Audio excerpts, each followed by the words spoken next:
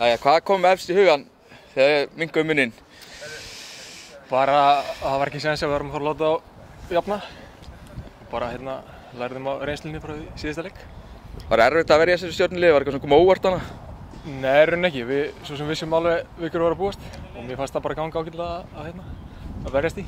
En náttúrulega lága aðeins ágrenn í lokin þegar við vorum orðnir einu færi. Já.